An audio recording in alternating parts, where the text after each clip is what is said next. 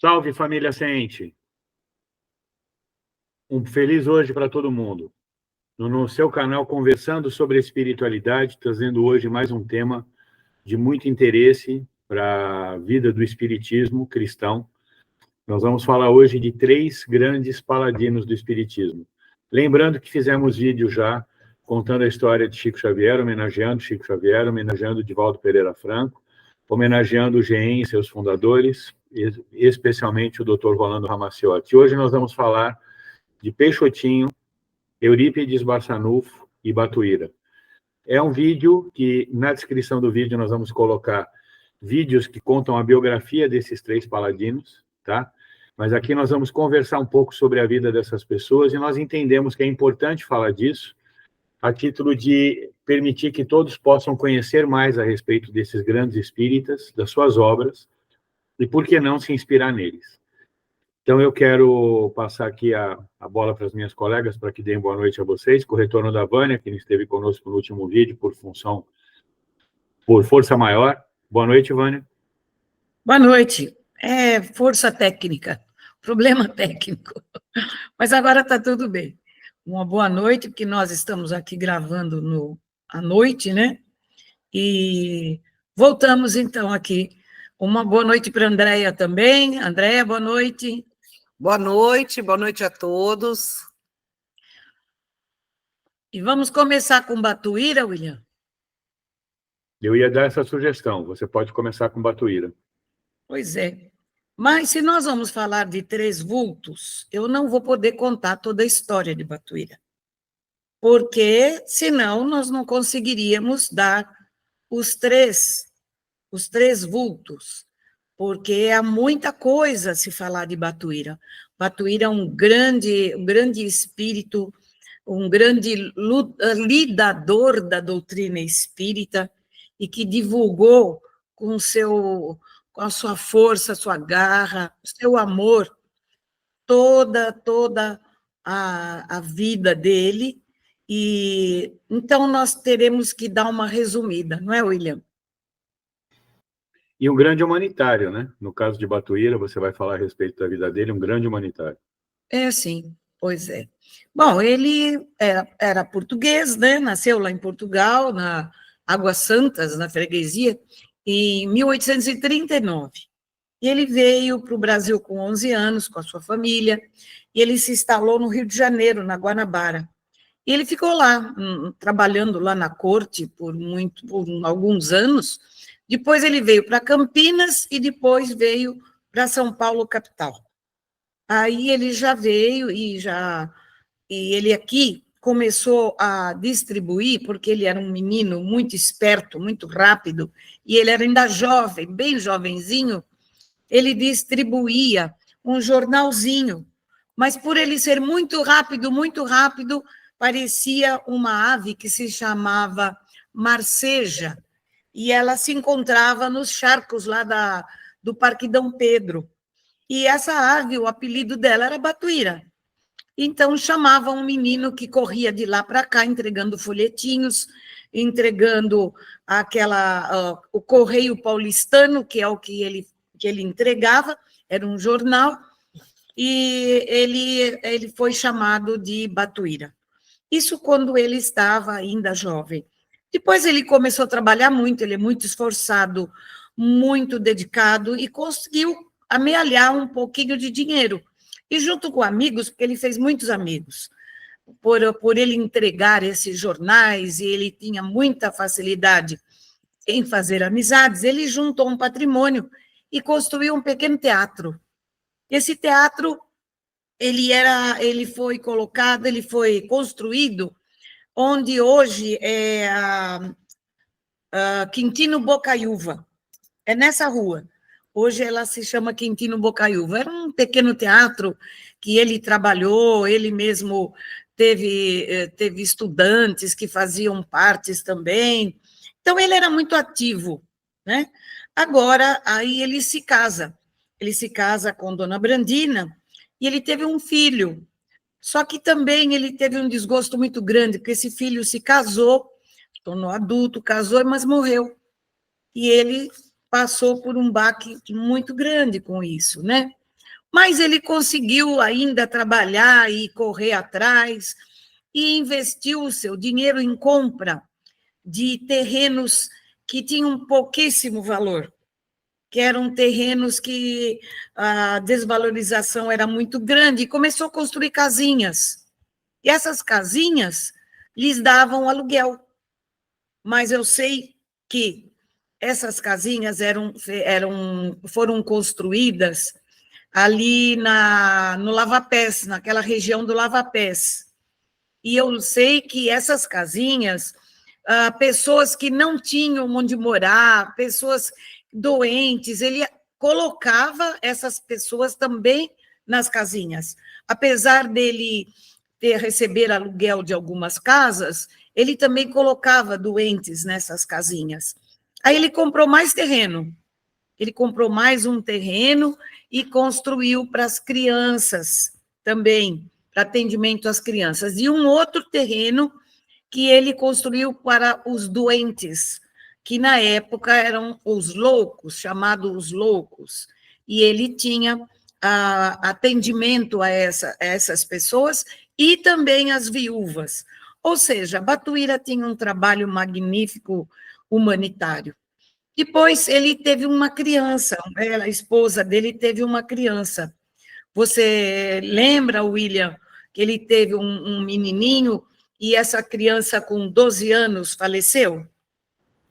Sim, mas eu gostaria também de colocar, quando a gente falou sobre humanitário, Batuíra também teve um trabalho muito forte no sentido de negros, né? Isso foi já no final da escravidão, negros que fugiam das fazendas, ele abrigava nessas casas, e para que eles pudessem voltar ao convívio, ele comprava a alforria desses negros, que não desejavam mais serem escravizados, e mantinha-os naquele lugar, que eu acho que é relevante também falar, Vânia, que hoje essa rua chama-se Rua Espírita, né? Em homenagem a ele. Isso, é Rua Espírita. E, inclusive, pertence ao Grupo Espírita Verdade e Luz, que é o que ele fundou, e que está lá em Poá, a sede maior é Poá. Embora nesse centro da Rua Espírita, se eu não estiver enganado, a André vai me corrigir, é um centro que vocês frequentaram, né, quando eram mais jovens. Certo, André? Certo, porque tinha 2 dias da semana que eles emprestavam para o GEM, pelo Grupo Espírita Emmanuel, onde era feito o trabalho espírita lá, né?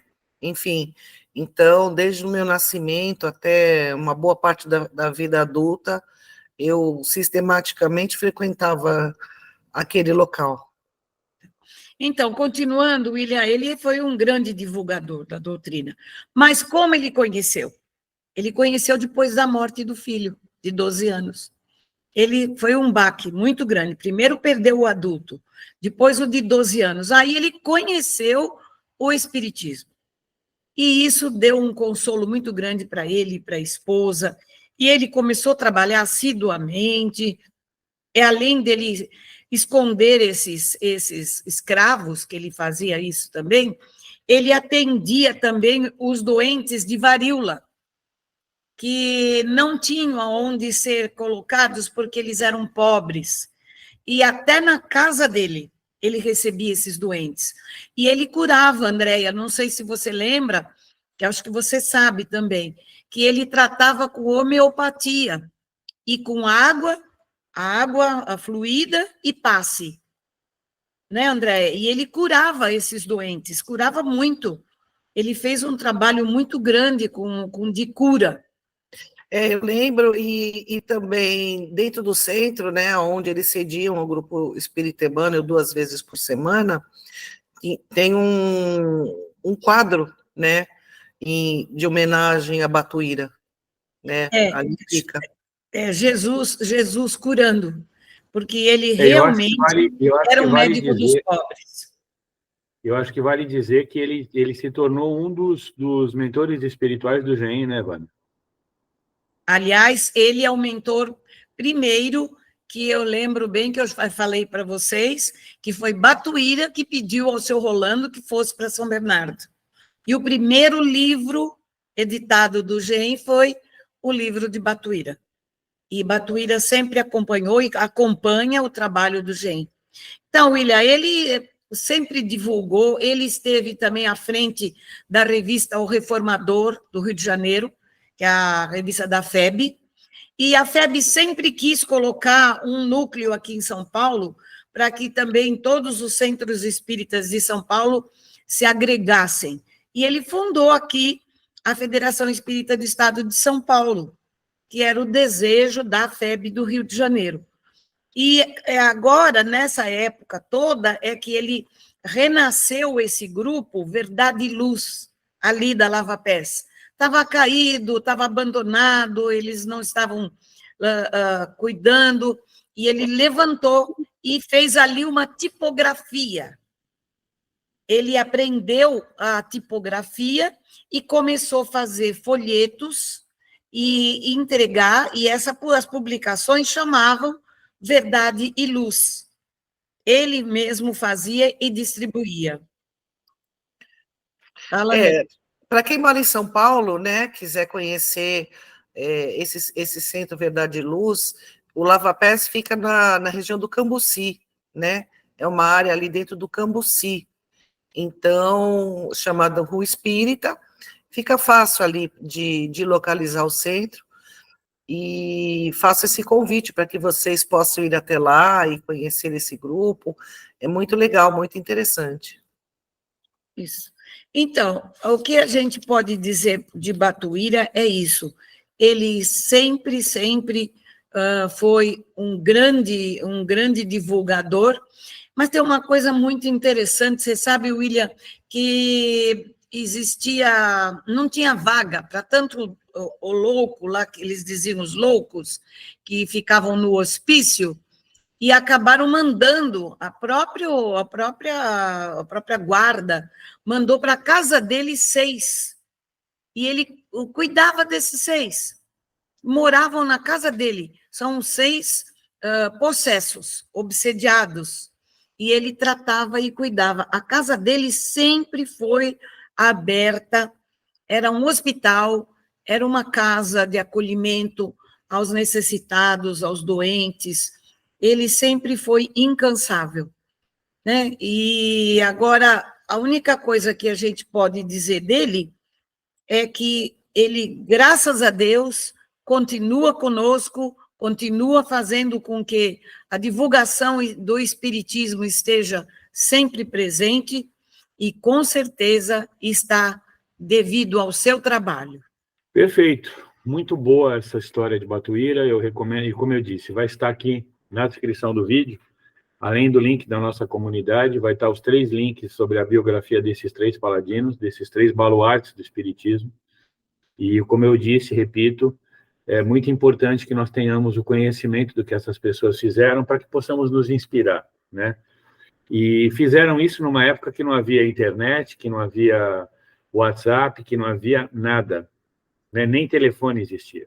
Então, falamos bastante sobre Batuíra, pedindo para você deixar seu like, se inscrever, ativar o sininho, que a Andrea sempre fala que eu não falo, que eu sou mau tocador de sino, comentar e compartilhar esse vídeo com o maior número possível de pessoas. Então, agora, dando sequência aos nossos paladinos do dia, nós vamos falar sobre Eurípides Barçanufo, um dos maiores espíritas de todos os tempos, nascido em 1º de maio de 1880, em Sacramento, Minas Gerais, desencarnado na mesma cidade em 1º de novembro de 1918, com apenas 38 anos. Então, ele foi um jovem, ele foi educador, político, jornalista e médium. Nasceu em berço católico, era muito arraigado à religião católica, e desde muito cedo, quando ele tinha aproximadamente 16, 17 anos, um tio dele se tornou adepto ao espiritismo, e a família, como era assim no início do século XX, era extremamente contra, e ele tentou demover o tio de continuar no espiritismo numa noite que o tio visitava a casa dele, e Eurípides pediu.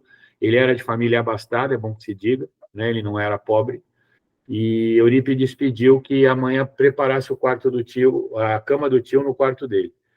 E durante a noite, eles ficaram conversando a madrugada inteira, e Eurípides tentando convencer o tio que aquilo era bobagem, uma criança, né, que hoje a gente considera criança com 15, 16 anos, naquela época ele já era muito responsável, ele já trabalhava, ele já estudava muito, ele era muito letrado, e o tio virou para ele e falou, bom, meu filho, eu continuarei com a minha crença e digo a você que você, com toda a sua letra, com todo o seu conhecimento, eu não tenho condições de discutir com você, então vou te dar de presente um livro, e deu para ele um livro de Leon Denis. Eurípides começou a ler durante a noite, naquela oportunidade, e na manhã seguinte ele seguia lendo, e ali ele se apaixonou pelo espiritismo, pela filosofia de Leon Denis, e começou a entender mais sobre o espiritismo. Rapidamente ele se juntou ao tio, na casa espírita que o tio frequentava naquela região, mais precisamente em Uberaba, que Sacramento é próximo a Uberaba, se muda para lá, começa a viver junto desse tio, fazendo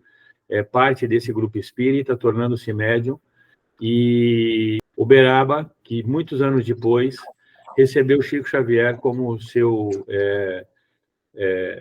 cidadão, quando ele, vindo de Pedro Leopoldo, onde ele reencarnou, ele passou a trabalhar em Uberaba, no Triângulo Mineiro. Mas Eurípides, ele tinha uma mediunidade muito avançada. Eurípides era psicógrafo, Eurípides era curador, ele tinha mediunidade de cura, ele tinha bilocação, bicorporeidade. Ele, como curador, e depois, já com 20 e alguns anos, ele dando aulas, que ele também era professor, ele fundou o Colégio Allan Kardec, na cidade de Sacramento.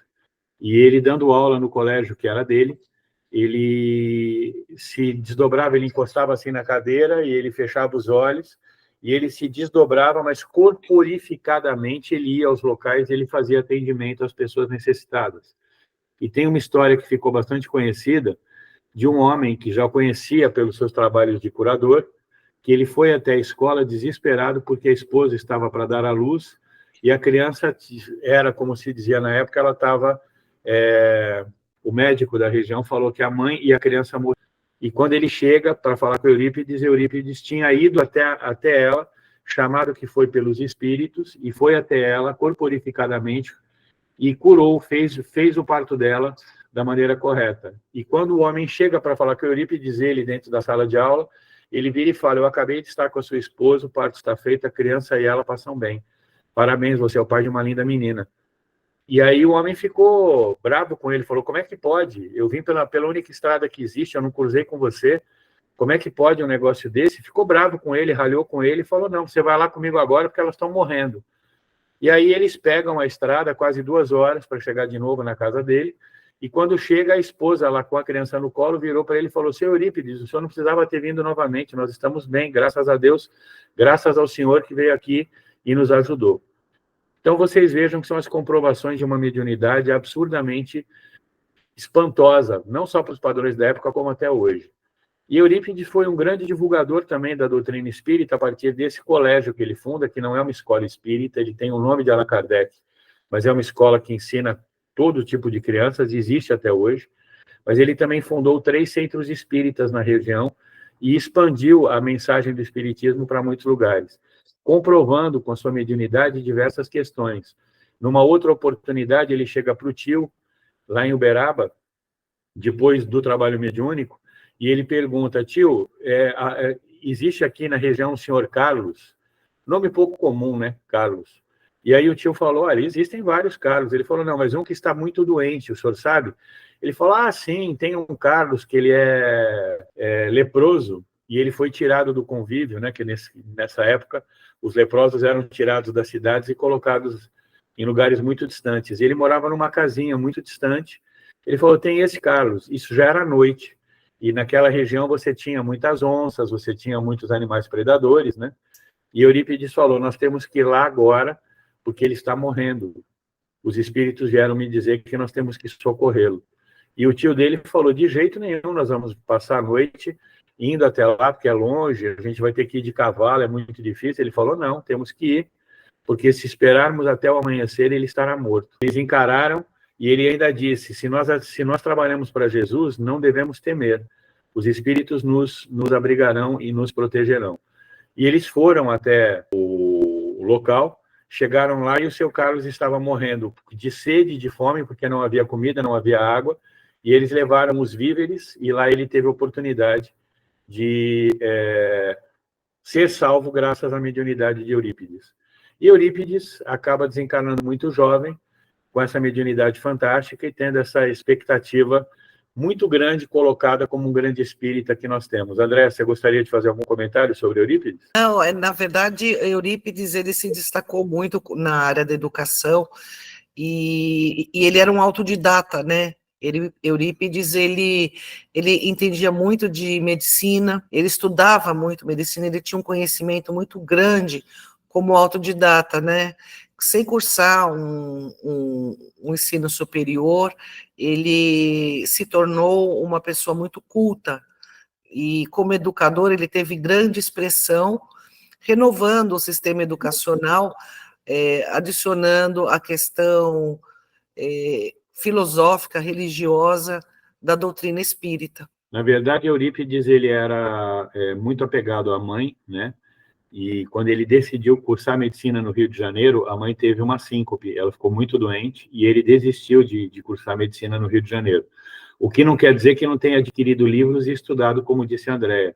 E ele abre uma farmácia sem nunca ter se formado em farmácia, esqueci desse detalhe, na cidade de Sacramento, e nessa farmácia ele aviava medicamentos trazidos pelos espíritos, notadamente por Bezerra de Menezes, e ele aviando essas receitas, ele fazia os medicamentos, ele fazia os remédios, e baseado nesses remédios, ele distribuía para as pessoas. Ele atendia 1.000 pessoas por dia de toda a região, entendeu?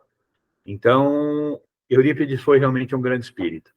Dando sequência, nós vamos falar agora sobre o nosso grande Peixotinho, um outro grande espírito, uma outra pessoa notável, nascido em 1º de fevereiro de 1905, em Pacatuba, e desencarnado em 16 de junho de 1966 em Campos dos Goitacazes, no Rio de Janeiro. E, como eu disse, né, a história desses 3 paladinos vai estar, vocês vão poder clicar e ler, e, aliás, assistir vídeos falando sobre a história deles. Peixotinho foi o grande médium da materialização de espíritos no século XX, e até hoje os trabalhos que ele fazia eram maravilhosos. Um espírito que quem conhece a história de Chico Xavier, conheceu Chico Xavier e se manifestou pela primeira vez materializada frente a ele, foi Sheila. Primeira vez que Peixotinho conhece Chico Xavier, na década de 40, ele teve a oportunidade de ir até Chico Xavier, por razões que os espíritos acabaram reunindo os dois, e eles fizeram todo esse processo de conhecimento, e foi feito um trabalho onde Sheila se apresentou ao Chico, materializada, e disse que a partir daquele momento ela passaria a trabalhar com ele, tanto na psicografia quanto na própria materialização. Porque uma coisa que não mencionamos no vídeo sobre Chico Xavier é que Chico Xavier também trabalhou com materialização até os anos 40. Ele tinha essa mediunidade, como eu já disse em outros vídeos, Chico tinha 52 mediunidades catalogadas, e ele trabalhou com isso, existem registros, e Sheila passou a se manifestar a partir daí. Vânia, você quer fazer um complemento? Pois é, o Chico realmente trabalhou uma boa fase da vida dele, principalmente no início, para que ficasse mais firmado, né, a mediunidade dele e a doutrina espírita. Ele foi um grande médium, e muitos desses grupos espíritas de hoje, os mais antigos, os mais idosos dos centros espíritas, tiveram a grata satisfação de ainda assistir essa fase maravilhosa do Chico, que foi a presença não só da Sheila, de Meimei e de outros espíritos que vieram se materializando, inclusive traziam, cheguei a levar para Uberaba água, e o lenço, normalmente naquela época a gente usava lenço de tecido, ele vinha completamente encharcado de perfume, e a água que a gente levava também com bastante perfume, e era de Sheila, era desse espírito Sheila. Foi a época maravilhosa que o Chico teve. Mas aí Emmanuel falou, não vamos mais trabalhar com isso, mas nós vamos nos dedicar à psicografia, aos livros, que é a função de Chico. Inclusive, muito importante, a imagem de Emmanuel que se tem, inclusive em livros, né, e que é bastante conhecida, foi uma imagem fotografada e depois transcrita por um artista aliás, de várias materializações de Emmanuel, tá? Então, aquilo não é algo que tenha sido trazido de uma imagem que alguém imaginou, não, é Emmanuel mesmo, porque ele estava materializado. E conta a história que em 1949, antes dele sair de Pedro Leopoldo, Chico Xavier sair de Pedro Leopoldo para ir, aliás, 59, que ele foi para Uberaba, teve a última sessão de materialização, onde Emmanuel aparece e diz que, a partir daquele momento, o médium estava proibido de trabalhar com essa mediunidade, que seria cabível a outros médiums, e Peixotinho já era um desses, né? E Peixotinho era impressionante na sua mediunidade de materialização. Recebia médicos que faziam curas, como nós já comentamos em outra oportunidade. Existe hoje no trabalho da Casa de Frei Luís, no Rio de Janeiro, um trabalho de sequência a essas atividades. E Sheila e outros espíritos que se manifestavam pela mediunidade de Peixotinho traziam à distância muitas coisas. Além disso que a Vânia falou do perfume, mas você estava numa sessão de materialização, existem histórias, e vocês podem ver no vídeo que vai estar no nosso link aqui embaixo na nossa descrição, existem histórias de Sheila trazendo, para comprovar que era verdade a sua presença ali na frente de uma determinada pessoa. A pessoa na frente dela, ela materializa um crucifixo que a pessoa havia colocado no cadáver do pai quando ele for enterrado. E Sheila traz esse crucifixo e devolve para ela, dizendo: seu pai pediu para devolver para você. E era o próprio crucifixo que estava escrito pela filha, dizendo: eu te amo, papai, estava na mão dela, retirado do sepulcro e trazido para as mãos dela através da mediunidade de Peixotinho de materialização. Fora isso, uma coisa muito importante que estava sendo dita, que deve ser dita sobre Peixotinho. Assim como Batuíra, que trazia pessoas para sua casa, Peixotinho tinha 6 filhos. E esses 6 filhos, ele se casou com Dona Baby, que era uma outra abnegadíssima. E eles tinham mulheres no exército, né? Ele era das Forças Armadas, e ele ganhava muito pouco, né? Mas o que ele ganhava, Dona Baby sempre fazia comida para os filhos e para as pessoas que vinham. Diariamente, eles tinham pelo menos 10 pessoas dentro da casa deles, que era uma casa grande, que eles abrigavam, inclusive, pessoas que dormiam, que eram tratadas, e os médicos que vinham por Peixotinho como materializados também faziam ele psicografar receitas que eram dadas às pessoas para que as pessoas pudessem também obter o seu resultado, né? Então, é muito importante que nós tenhamos toda essa visão desses 3 grandes paladinos, e eu recomendo que assistam esses vídeos que falam sobre as histórias deles, e podem buscar também no YouTube.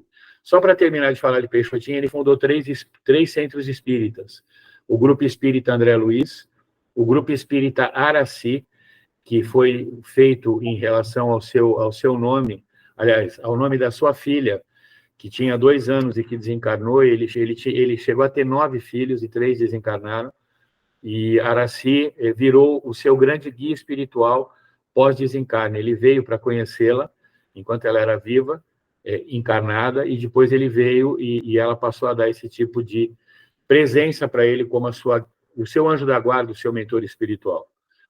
E também fundou o Centro Espírita Allan Kardec, todos eles na região de Campos dos Goitacazes, tá bom?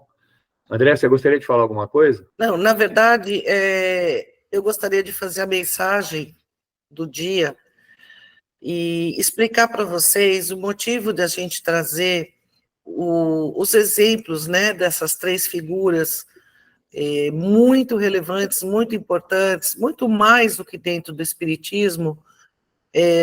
São figuras que trouxeram uma mensagem de vida, de dedicação, de amor, de perseverança e principalmente de fé, para que nos inspire a fazermos todos nós, um pouco que seja, a vida um pouco mais brilhante, um pouco mais cheia de esperança para nós mesmos e para as outras pessoas.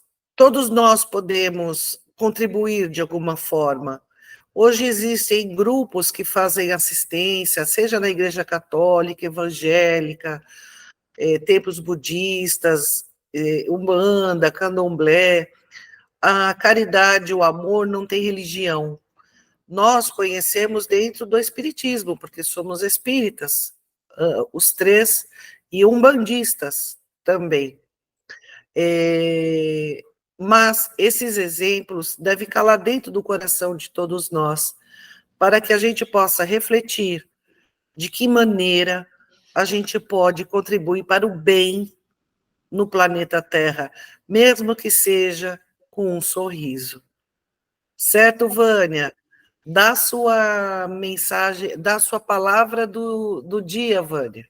Olha, eu acho que o que todos eles tinham era coragem e perseverança.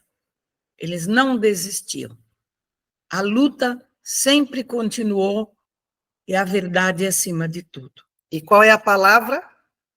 Perseverança. É isso aí. Um beijão para vocês. Lembrar de vocês curtirem o vídeo, se inscreverem no canal, ativarem o sininho para as notificações, comentarem, compartilharem e estarem com a gente nos próximos vídeos. Estamos aqui todas as terças e sábados, trazendo mais conteúdo para vocês. Um beijo, tudo de bom. Beijo, beijo, beijo.